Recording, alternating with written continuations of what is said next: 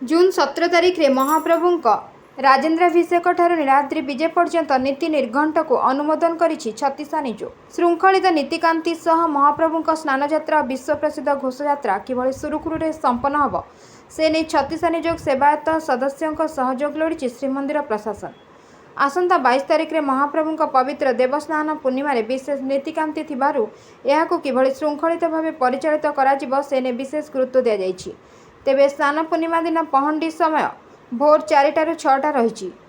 यापर अन्य नीतिकांति बढ़िबा परे दिन 2टारे छेरा पहरा 2:40 हाथीबेश 6:30 रु 9:30 मध्य साहाण मेला दर्शन रही।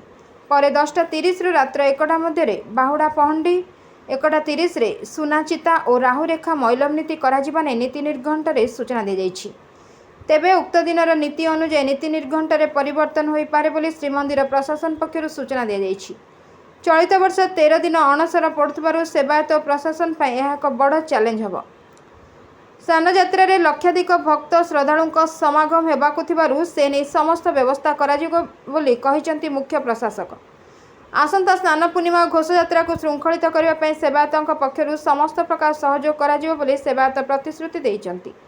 आज नीलाद्रि भक्त निवास अनुष्ठित छत्तीसा नियोग बैठक में मुख्य प्रशासक वीर विक्रम यादव अध्यक्षता करथिबा बेले एथिरे जिलापाल सिद्धार्थ शंकर स्वाई, एसपी पिनाक मिश्र, श्रीमंदिर प्रशासन वरिष्ठ अधिकारी, परिचालना कमिटी, सेवायत सदस्य और छत्तीसा नियोग सेवायत सदस्य माने उपस्थित थिले।